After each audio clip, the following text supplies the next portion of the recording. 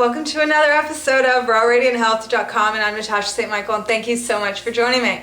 So today's Thursday, it's almost the end of the week, and today I want to talk about how to heal bowel problems, okay? Because since the holidays, I receive at least 1 or 2 emails a day asking me for advice on different types of problems with the bowels and the intestines. And even this morning, I spoke to 2 clients, both back to back, and both of them had issues with the bowels. And I think it's because the whole month of December was full of festivities, a lot of eating, office parties, family gatherings, all the holidays, you name it. And everyone's eating all sorts of stuff that has caused some issues or brought up old issues or whatever it is. So time is now, it's the beginning of January, and there definitely is a way of relieving these problems and healing them. But I'm telling you, to be quite honest, I'd say about 70% of the issue is from your diet, okay? And thing is that you do little twists with your diet and just certain changes, and you can have quite dramatic results.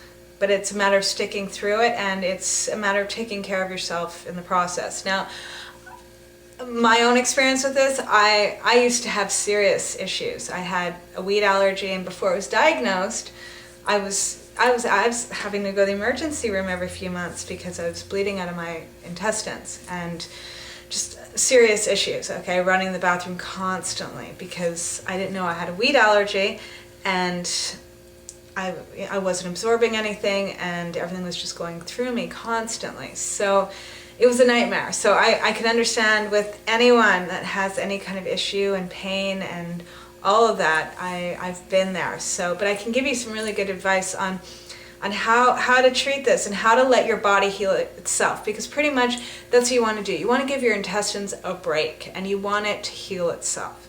And you don't want to be putting in any foods that is going to irritate it, that's going to inflame it even more, and that's going to cause even more problems. And I'd say the number one thing is to cut out things that don't have any fiber in it and are difficult to break down, like the meats, and even some nuts and seeds can be quite irritating on the intestines, and dairy products as well. And these things, it's not that you have to eliminate them forever. You want to give your body a little bit of a break, and it could mean for 2 to 4 weeks, just to let things balance out, let it clear out, and let it just have a break that it can get back to taking care of itself and heal itself, okay? So the first thing to do is really to cut out dairy products and meat, or keep that to the minimum.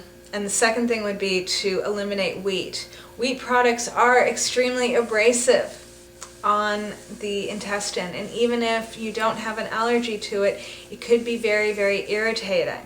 And if you can just try for 2 weeks to just lay off any kind of wheat product or anything that contains wheat gluten, and you can do a Google search and get a list of all products that contain wheat gluten, but that would be anything from wheat to flour to cookies, pastries, cakes, all that kind of stuff, pasta, and also things like rye and spelt and barley and kamut, those kind of things. The grains that are fine to eat that you are more than welcome to have are quinoa and millet and buckwheat and amaranth. I wouldn't have so much, I would not have any white rice, and I wouldn't even go near the brown rice for a little while, just because it can be a little bit constipating, rice, and unless you're running to the bathroom all the time, then it's a good thing to have maybe a bit of the rice to sort of bind it together. But you want things that move through your intestines pretty easily and without adding any extra stress on your system, okay? So other great things, if you're going to have cooked food, would be to have baked yams, baked pumpkin, squash, eggplant, those kind of things, steamed vegetables, things that are the most plain and easy, non-spiced up foods are going to be the best on your intestine. And the best thing for your intestines are actually green juices and also smoothies, okay? Whether they're green smoothies or fruit smoothies, anything that's blended up, even blended soups, either raw or even homemade. Make sure it's homemade cooked soups. Those are great too on your intestine. And try and keep it vegetarian. As much vegetarian food right now as possible. And this is for 2 to 4 weeks, just to give your intestines a break. But I really recommend things that are broken down, okay? And so whether that's having smoothies and juices or even having some cooked soups or like vegetarian stew, things like that, things that are easy to break down. Like you look at your food and you're like, you know what, my body is going to be able to digest this. And the same thing, like if you do want to add in a little bit of like seeds into your diet, what I suggest is to soak them and blend it up into some sort of dip.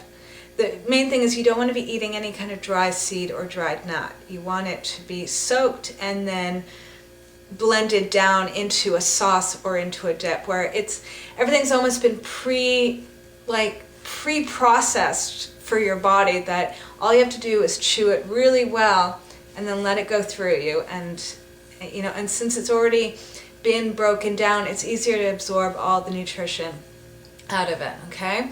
And let's say someone too, because I received an email from someone that's having an issue with having, like let's say a salad or certain raw foods, that they find that when they go to the bathroom, it looks like nothing has been broken down, okay? They feel like they've eaten something and it's just gone straight through them. If that is an issue, the first thing I suggest is really to get onto more blended foods like the smoothies and juices, things like that, and blended soups, savory blended soups, because what's going on is probably your digestive fire, or even the hydrochloric acid in your stomach is not strong enough to be breaking down all this stuff, and you're not probably chewing enough either. So the first thing is, when you're eating your food, to really chew it down, chew it into liquid form, into a paste, then you swallow. Because the more that you're chewing and breaking things down, the easier it is on your stomach and easier it is on your intestines. And it's getting all the juices going to break everything down and absorb it. Okay, so first thing is chewing it. Second thing is just making sure that the foods you're eating, that they're easily digestible. And if they're not, and you're really seeing things just going right through you, a suggestion would be about half an hour before you eat your meals to just put about a teaspoon, 1 or 2 teaspoons of apple cider vinegar in a glass of water, 1 cup of water, and drink it down half an hour before your meal, because that can also help building up the hydrochloric acid in your stomach. But really blended foods really, really help, because if someone has that issue where things are just going through them, they're not absorbing the nutrition.